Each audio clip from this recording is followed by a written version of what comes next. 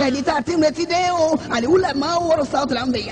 alágbàálẹ̀ wa aṣíwájú ẹ̀sìn olùtẹ̀lé ànábì gbajúgbajà oníwàásí àgbáyé tó mú yẹnyẹn ríkẹ́ sọlárí láwà ní sẹ́yẹ alùkínbẹ́ẹ̀dọ̀ kí àdúrà tó ń gbà kankan pẹ̀lú orúkọ ọlọ́run ọba kún fàyà kóòrù tó lágbára jogun kógun ayé ẹni lọ sinabolí ojú balẹ̀ ọ̀rọ̀ tá ṣaraṣara rasulu shafaawu imutisara muhammad sallallahu alayhi wa sallam alhaji ọmọwé jìnnà sábìtú àdìjọ lágòkè justice of the peace olùdásílẹ̀ àti ìmáàmù àgbàjọ shafaawu ní ilẹ̀ islam worldwide kẹ̀kẹ́ nínú àgbáríjọpọ̀ lè máa mú jàǹkànjàǹkàn gbogbo olórílẹ̀‐èdè nàìjíríà àsìkò ti tó tí ọkọ̀ ń bọ̀ kí gbangba dẹkùn bẹ̀ẹ̀bẹ̀ wá àsìtò tutù lẹ́yìn tó gbóná nú yóò tún máa rẹ́lu rẹ̀ kẹ́ẹ̀m yóò wàrà òjò látẹnu rọ̀ṣù shafaawu nàṣí àtúnlápájá yàgò yàájú tábàgbà tábàwò ti kó tẹ̀dọ̀ alẹ́ kùrẹ́àn mẹ́tòmẹ́tò oníwàásí tó yàn tó yanjú àtúpalẹ̀ nípa kọ̀ọ̀kan tọ́lọ́ ń paláṣẹ káṣe àti súnà òjíṣẹ́ lámà àmà iṣẹ́ ìránṣẹ́ àwọn òjíṣẹ́ ọlọ́run tó ti wá tó ti lọ ṣáájú kí màmá ò tó dé bí kuran ṣe gbé kalẹ̀ lódìdí láì bẹ̀rù láì fòyà láì fi tẹ̀sí ṣe láì ṣègbè lẹ́yìn ẹnìkan wàláwù kánà kó jẹ́ olórí tàbí ọmọ ẹ̀yìn láwùjọ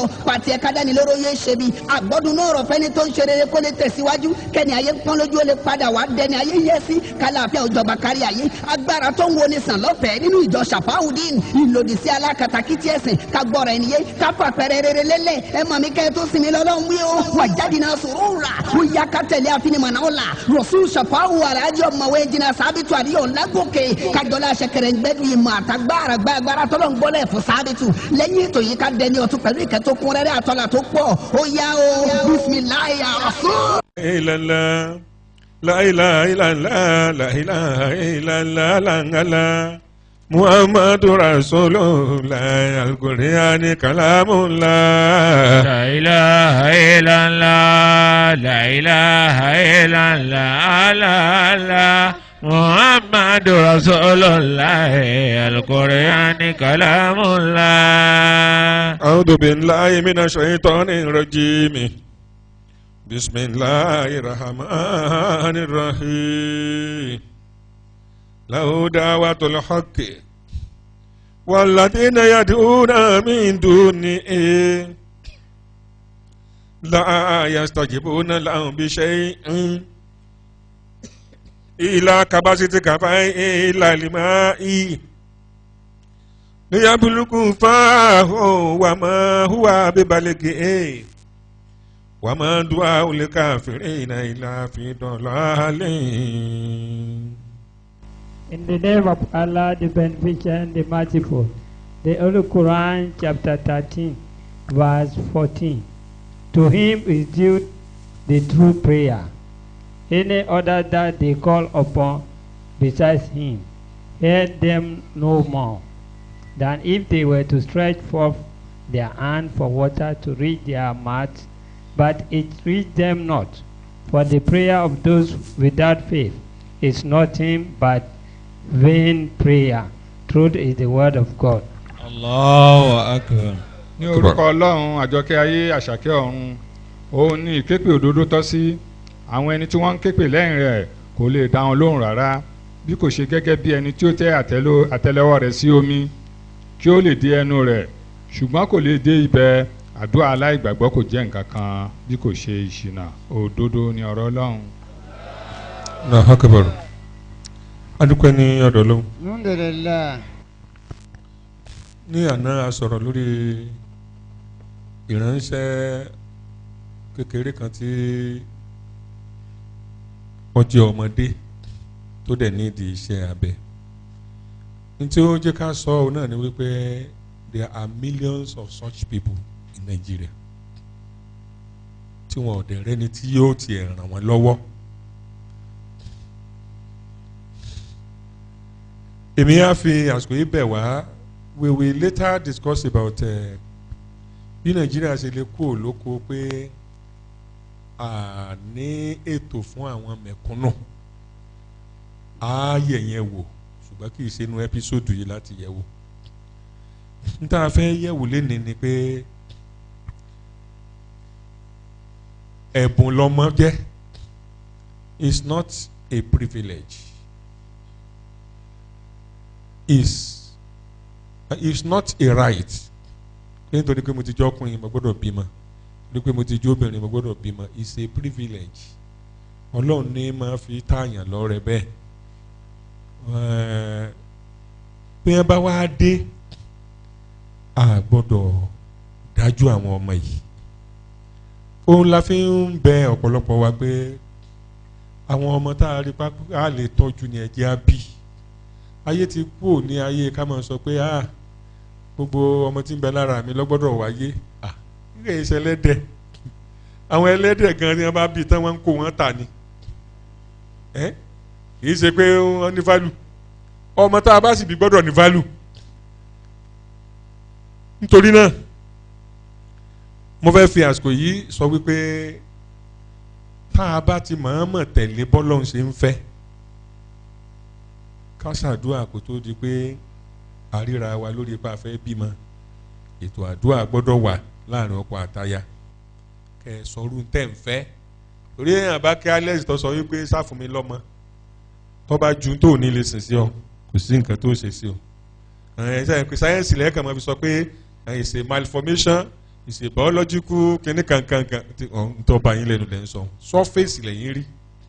ẹ̀yin ò rí causes and effect lẹ́yìn rí ẹ̀rí cause. Allahu Akbar. Ọlọ́run ni alimudika ìwà sahadati wa rahmani rahim. Allahu Akbar. Arínúróde olùmọ̀ràn ọkàn. Ọba wo ni ọba títún máa ṣàánú èèyàn tí kẹ́yàn ni. Tá a bá ti dá a mọ̀ bẹ́ẹ̀ gbogbo ohun tá a bá fẹ́ ṣe pátá olórí à ń sọ wọ ọmọ ni o lórí à ń ṣe òwò àtijẹ́ ni o lórí afẹ́ chúùsì kàríà ni o lórí nǹkan ẹ jẹ́ kọ́lọ́hún mọ̀ ń pa rẹ̀ ń tá a sì dáa jù òun náà ni pé kíwọ náà ó ti mọ̀ ń pọ̀ ọlọ́hun ọba mọ̀ ń pọ̀ ọlọ́hun bọ́ ọba pé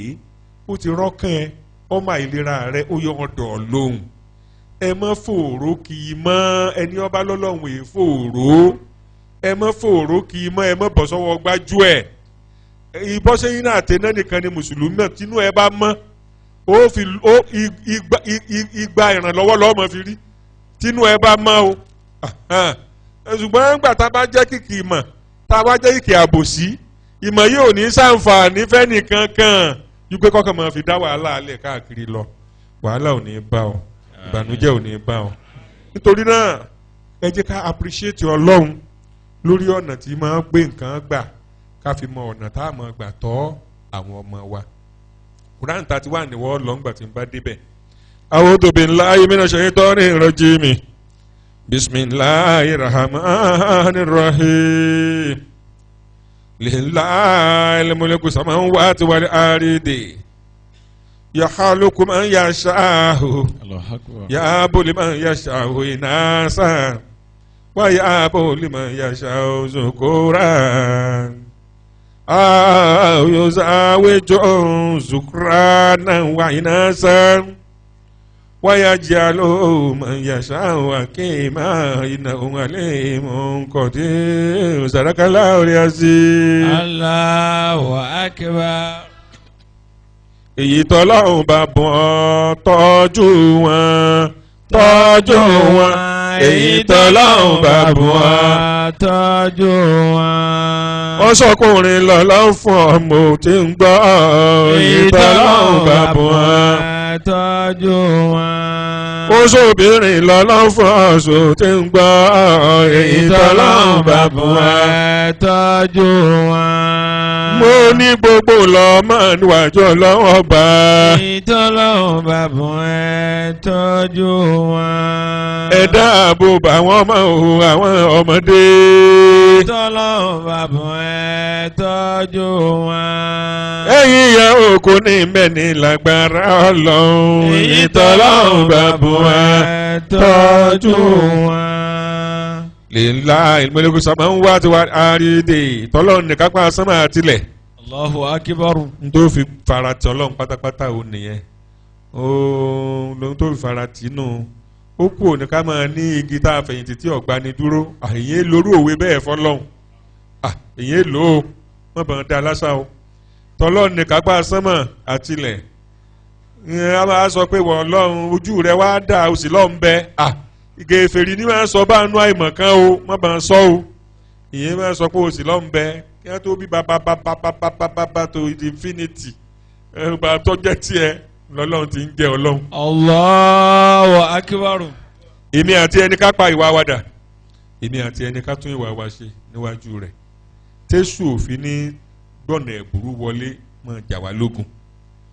tọ́lọ́ ní kápá sánmà àtilẹ̀ a máa dóhun tó bá fẹ́ ní ẹ̀dá yọ̀hálùkù máa ń ya ṣááhù a máa dá ń tó bá fẹ́ a máa dá lẹ́dà ìyá abúlé máa ń ya ṣááhù iná sán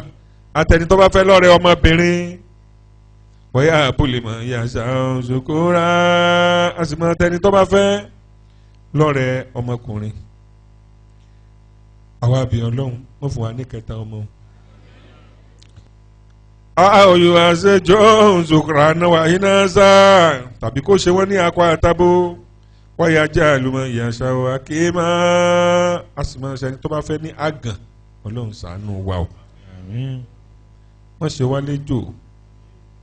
tó kọjá lórí àpáta tí ò ní pa o. àmín. èyí la fi ń sọ fún gbogbo ẹ̀yin ọ̀dọ́ báwa tá a jágbàlagbà bá tiẹ̀ ṣàṣìṣe síwájú ṣé àṣìṣe jẹ́ nǹkan téèyàn kọ́pì ni àṣìṣe by accident wà ń bẹ̀ wẹ́dà ìfẹ́ ẹnu ló fi ṣe that was the best nature could give you then wẹ́dà ó sì jẹ́ pé wọ́n rọ́lù ọ ni a máa wáyé bẹ́ẹ̀ ṣùgbọ́n yẹn ò ṣeé fi lọ́mọ lọ́wọ́ ètò ọba bá lọ́wọ́ òbí lẹ́nu òbí nípa bó ṣe kí nǹkan ó rí ní kí wọ́n ọmọ kan tẹ̀lé àfòbí jákujàku ní ọmọ tó pé kí n tó bí ọmọ sẹ́yún bíi mẹ́fà kẹ́ kí ni ẹ fi ṣèyàn sóbì gidi nu ọ̀sẹ́yún bíi mẹ́fà kí ni fi ṣèyàn sẹ́yìn ní kọ́ mọ̀ rí ọwọ́ ara wọlé ọ̀rẹ́ ni sòótọ́ ọ̀rọ̀ fún ọ ní gbogbo orú nǹkan rádaràda báyìí kì í ṣe é sọ bọ́bá tiẹ̀ ti ṣẹlẹ̀ síyàn ọlọ́run aláforíjìn lọ́lọ́run nítòsí lè fi foríjìn yàn tí òfin ní jẹ́ èèyàn yà lórí ẹ̀ ó ní kó sóbà tó o bá sóbà ó kò bá wọn ọmọ tó bí ó kò bá wọn o ó lé mi ní ọlọ́run ẹ̀san mò ń bẹ ẹ̀ṣẹ̀ bàbá wò lára ọmọ láti ìran kìíní dé ìran kejì dé ìran kẹta dé ìran kẹrin lọ́wọ́n àánú ègún òdílé ègún ran kó padà lẹ́yìn mi o mọ̀jẹ̀ mọ̀ bá ń rù káàkiri ọlọ́run ṣàánú mi o torí pé ọ̀sẹ́ni tó wọ̀ bọ́ látọ̀run àwọn ìran kan ló bí yàn a sì mọ tí wọ́n ti ṣe é lẹ̀ táwa dé bá so ló fi jẹ́ pé for the more reason tó fi nídìí ọlọ́run gangan nìyẹn more reason bàbá rẹ̀ bá jẹ́ wòlíì àwọn táwọn bàbá rẹ̀ ti ṣe é lẹ̀ nǹkan sí wọ́n mọ̀ kì bá jẹ́ àfáà níta bàbá rẹ̀ ti ṣe é lẹ̀ sọ ọmọ ni aláforíjì lọ́lọ́run o ńgbà tọ́lọ́run wá sọ pé wọ̀nyájọ́ lóun mọ ìyá àwọn akínmọ́ ó ní a máa ṣe ẹni tó bá fẹ́ ní àgàn iná òun àlè mú kọ́ dé dájúdájú òun lónímọ̀ alágbára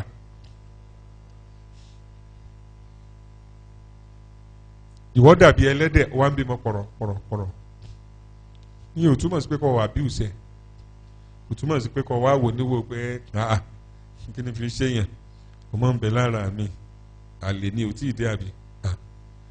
sọ̀rọ̀ pé nǹkan burúkú ni èyí tí à ń sọ gangan nìyí èyí tọ́lọ́run bá ti fún ọ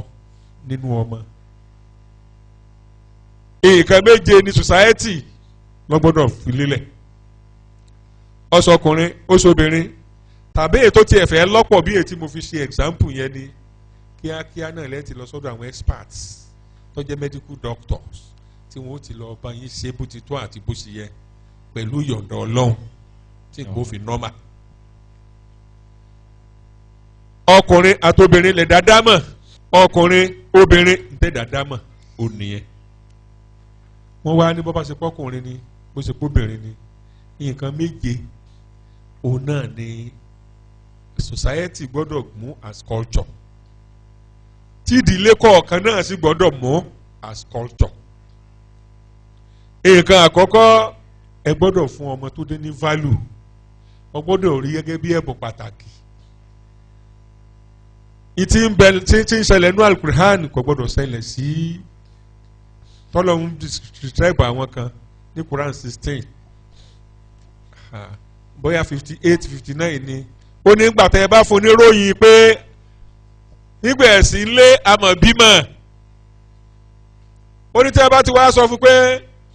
tó bá béèrè pé kí la bí tó ní ọmọbìnrin ni ó ní ó rí lójú rẹ̀ lẹ́sẹ̀kẹsẹ̀ tójú rẹ̀ ó dúdú wá tínú rẹ̀ ó àbàjẹ́ ó ní ẹ wá sọ fún un ṣé yóò rí mọ́lẹ̀ láàyè ni àbí yóò lọ sún jẹ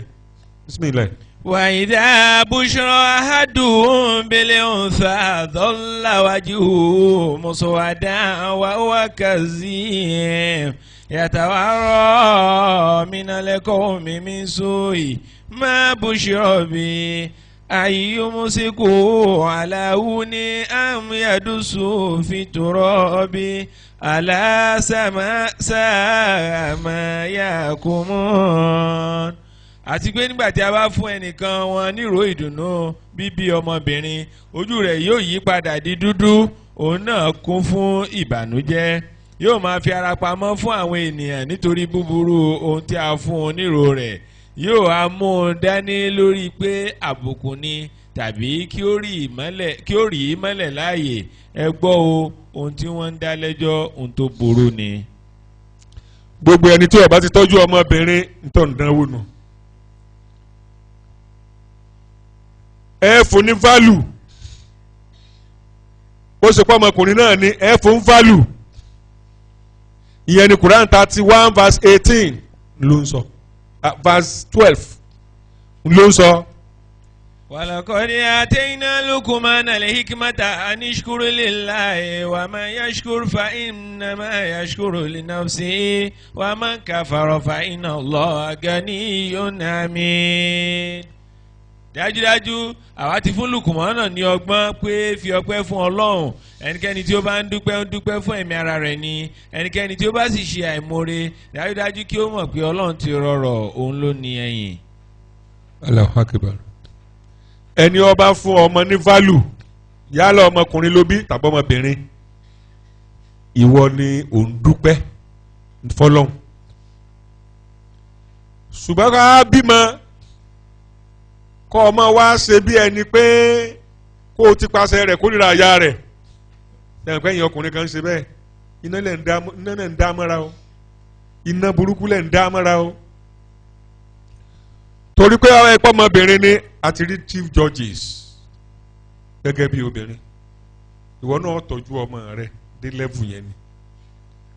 kì í ṣe pé ọmọ wa wo àwòrán àwọn aláàrú tó wà lọ́jà àbá sọmọ ni ẹ bí èkó ẹrù náà wọ́n máa fi irú àwọn obìnrin ẹrù náà wọ́n máa fi irú ṣé gbogbo obìnrin á rẹrù káàkiri ọmọ pé tiẹ̀ lọ bá ọ láàyè tiẹ̀ tó yẹ kó o sọ fọlọ́n pọ̀ fẹ́ rú ẹ̀ mà kọ́ ọmọ wa dé kó gbogbo ọ̀nà tọ́jú ẹ̀ kó wúlò ẹrù dìran nù èwo ń káyà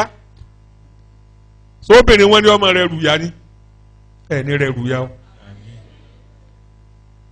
ọkùnrin náà ń kọ́ ẹ̀ tọ́jú ẹ̀ gidi ni o àìmọye ọkùnrin tí ń ràárù káàkiri ayé àwọn míì ọmọlanke kankan ni wọ́n fi máa ń ṣe ọ̀ọ́nì fún ọba fẹ́rù ẹ̀ ọ́ tọ́jú ọmọ ni. lẹ́yìn náà bá a bá bímọ you have to protect the child protection of the child ó bẹ̀rẹ̀ lórí pé wọn gbọ́dọ̀ abuse ẹ láyé ìgbà kan in the 50s even early 60s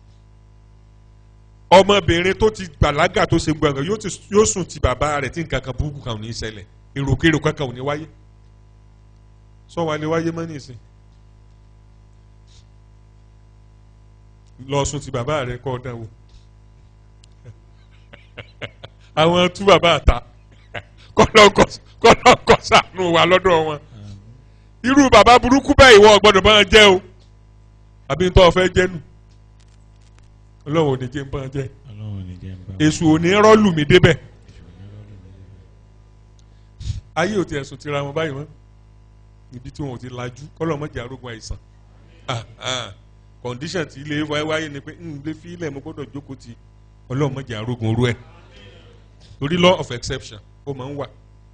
ṣùgbọ́n kéèyàn ó ti rèrò kéèyàn rèrò sọ ọmọ tó bí pé kọ́ ọmọ bá ń ṣe nǹkan burúkú ni gbogbo tá à ń gbọ́ lórí rédíò ní ìsìn bọ́ ṣe cut across nìyẹn bàbá ọmọ bọ́mọ kínní ọmọ mi ọlọ́tọ̀ ọlọ́pàá alọ́dún 12 alọ́dún 10 ni bàbá òun ti ń bá òun ṣe wọ́n àjò bàbá àtọmọ́ máa lọ rújọ́ yìí ò dáa torí ipá àná ní ọlọ́run mọ́ ní fi ń ṣẹlẹ̀. Protection, the best way by which you can protect your children is in Quran 31 verse 13. وإذ قال لقمان لابنه وهو يعظه يا بني لا تشرك بالله إن الشرك لظلم عظيم. àti kí o rántí nígbà tí Lukumana sọ fún ọmọ rẹ̀ nígbà tí ó ń ṣí létí pé ìrẹ́ ọmọ mi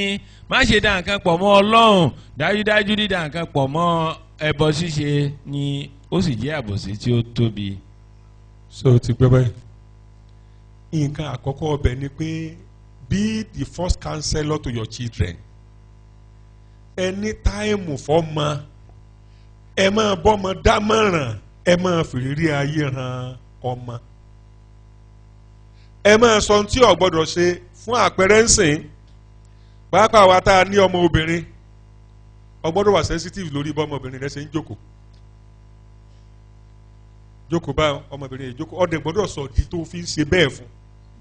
torí tó o bá sọ̀dí fún ó lè sì ọgbọ́ kó rò pé èwo ni bàmá yìí kanra kankan. Whereas tá a bá ráwọn onílìbídò tàbá àwọn ọkùnrin tó jẹ́ pé àrùn tiwọn ni pé tí wọ́n bá ti rọ́mọ pedophilia, those people that are suffering from pedophilia tẹ́ ẹ bá kó àwọn ọmọge jọ báyìí tẹ́ ẹ ní wọn kọjá láàrin wọn kò ní túmọ̀ sí wọn bẹ́ẹ̀ kó àwọn wúndíájọ tẹ́ ẹ ní wọn kọjá láàrin wọn kò ní túmọ̀ sí wọn mọ ẹ bá kó àwọn ọmọ bíi ọdún 5, 6, 8 tẹ́ ẹ bá kọjá báyìí lára arọ́ rìn wọ́n gẹ́nẹ́gẹ́nẹ́ ní àrùn ọpọlọ ni ní ń bú wọn àrùn ọpọlọ ni so tẹ́ ẹ bá sọ́ra kò náà mọ̀ọ́mọ̀ kò tẹ́ ẹ tó fẹ́ mọ̀ fún ẹsẹ̀ sí náà but that thing is the brain touch is there so wọ́n bá ti rọ́ ọmọbìnrin báyìí bóyá kọjá ni tó sì rí i pé ìwọ ń dáná kìsì ni ọ wọlé tọ́nu ngbọ́ ọba sẹ̀sẹ̀ tán ní o ti pé kí ló tún ṣubú tọ̀hún àrùn ọpọlọ ni so ayé ọ̀fọ̀mọ́ tàfàlàmọ́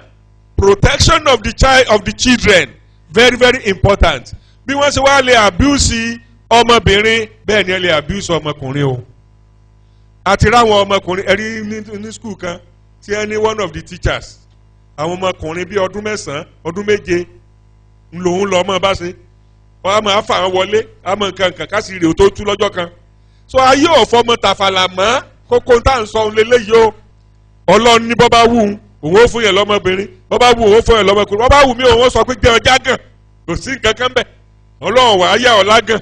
kò sí ọlẹ́ni tí ọmọ lọlé babaláwo tí ọmọ lọlé àfa káàkiri nítorí pé òun wọ́ ọmọ tẹ́ ẹ bá mọ tójú àwọn tí wọ́n wọ́ ọmọ ń rí ní ọ̀dọ̀ babaláwo àtàwọn àfa èké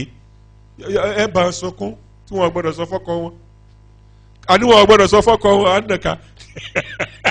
kọ́lọ́n kọ́ sáànù kọ́lọ́n mọ́jọ́mọ́ mi ọbọ̀ wa kọ́lọ́n mọ́jọ́mọ́ mi ọmọ mi ọbọ̀ wa kọ́lọ́n mọ́jọ́ ìyàwó mi ọbọ̀ ha ojú làlákàn fi ń sọ́rí ìlọ̀rọ̀ ilé ayé dà. The safety of your children all matter. That is number 3. Number 4, you must respect the child. Ṣé rí bó ṣe ń dàgbà yẹn bẹ́ẹ̀ ni ẹ gbọ́dọ̀ máa rẹ́dì láti máa fọwọ́ tí ẹ wọ́ ahọ́n tẹ́ ẹ fi ń bá sọ̀rọ̀ tẹ́lẹ̀ you have to change it. Ní sọ pé àjẹ màálù àmọ́ pé màálù ń bọ̀ ọ̀dà tá à ń sọ kọ́ wọn o àbẹ̀yà ká bá wí kankan ṣùgbọ́n watch your language. Ọ̀rọ̀ ti nítumọ̀ sí ọ̀rọ̀ sì gbọ́dọ̀ wá lọ́nà tó fi jẹ́ pé it's either you are correcting her, you must not be abusive. Ó wà highly important béèyàn ṣe ń tọ́jú ọmọ téèyàn fi ń lè ń gbà pé nítòótọ́ ọmọ value ń tọ́ lọ ń fún mi ń lè yí o. Lẹ́yìn respect tẹ́ ẹ máa fún ọmọ tẹ́ ẹ dẹ̀ máa respect the views ẹ̀ torí pé kí wọ́n bá dàgbà débì kan àwọn ni wọ́n yọ òbí lọ́fìn bọ́kọ àtìyàwó bá ti fẹ́ lọ́pọ̀ nǹkan kan ẹ̀bẹ́ yẹn bàlá ìtọ́ bá dá sí ọ̀rọ̀ yanjú lóòótọ́ ẹ̀yin lẹ bí ẹ̀yin lẹ wò débi tó dé o ṣùgbọ́n ẹ bá respect débi pé kó náà bẹ̀rẹ̀ sí lo làákàyè yóò dá sínú yóò tún ẹbí ń ṣe dáadáa. lẹ́yìn náà inclusion in anything you are doing in the family within the nucleus family include her to take what to take a prominent role. lẹ́yìn náà the society must give him or her attention. ìyẹn inú mi fi dùn nípa not too young to run law tí wọ́n pass inú mi dùn gan. so wọ́n gbọ́dọ̀ bẹ̀rẹ̀ láti inú ilé kó dé community kó dé kankan. let all these young ones realize that torí tiwọn la fi ń ṣe ogun tá à ń ṣe and that ibi tí wọ́n dàgbà dé they can actively now resolve their own problems. so that is attention. you must hear them. lásìkò táyé rojú nàìjíríà yìí tí student union bá sọ̀rọ̀ ìjọba ọmọ sẹ́ni ọ̀rọ̀ wọn ó máa ń nítumọ̀ unlike bí wọ́n ṣe dojú gbogbo ẹ̀ dé báyìí tó a jẹ́ pé àwọn àgbàlagbà gan tá a jẹ́ olùkọ́ láìsí wá ń jà fẹ́tọ̀. 7th one freedom. you must give your child that freedom most especially tó bá ti di kó ti di graduate ẹ jẹ́ kó mọ̀ọ́mọ̀ kó ní freedom and that is an area where you must work for the career of your child. fáyì ṣe pọ́ fẹ́ máa kàwé sí náà ni you must continue to guide him or her. nítorí náà èyí tọ́lọ́run bá bùn wá ká tọ́jú wọn ká tọ́jú wọn èyí tọ́lọ́run bá bùn wá ká tọ́jú wọn. wọ́n ti jíṣẹ́ fún wa o ó dáa ká gbọ́ ká gbà torí tó ṣe iyebíye púpọ̀ kọ́lọ́ mọ̀ṣẹ́ wa ládọ́run mòótọ́ pẹ̀tẹ̀pẹ̀tẹ̀ tọrọ ọlọ́run tó sọ̀kalẹ̀ lónìí náà ní pọ̀pá ẹni ó bá taba ọlọ́tún bẹ̀ ṣe ni o Shafauddin Islam worldwide alòdì sí irọ́ pípa àbòsí ṣíṣe ojúṣàájú ìmọ̀tara ẹni nìkan ẹlẹ́yàmẹ̀yà alákatakítí ẹ̀sìn àtàwọn tọ́lọ́ ń kọ̀ láàrin ara wa síra wa ìfẹ́ òtítọ́ àti ìbágbépọ̀ lálàáfíà ló jẹ wá lógún o tẹ́ ẹ bá ní béèrè lórí ètò tòní bí ìtẹ̀síwájú ètò yìí bá wù yín lọ́kàn tẹ́ ẹ sì fẹ́ dá sí tọ́lọ́ ń kún àlọ́wọ́ àbí ẹ fẹ́ da kásẹ̀tì ètò tòní fún ìmọ̀dòye ọ̀rọ̀ ọlọ́run ọba tààlà tó sì jẹ́ wípé ìrànlọ́wọ́ kún fáyà kún mọ́dìbàjẹ́ àdúrà tó ń gbà kankan lẹ́yìn fẹ́ǹtì yìí kò ní ná yín lówó rárá o ọ̀fẹ́ ní gbogbo ìwòsàn ìdáǹdè ọ̀nà àbáyọ àti àṣeyọrí ní gbogbo àdáwọlé báyìí ni ọlọ́run pa wá láṣẹ rẹ̀ nínú ìjọ Shafauddin tẹ́ ẹ bá rẹni kẹ́ni tàbí ìjọkíjọ tó ń forúkọ Shafauddin gba owó tàbí nǹkan mi lọ́wọ́ èèyàn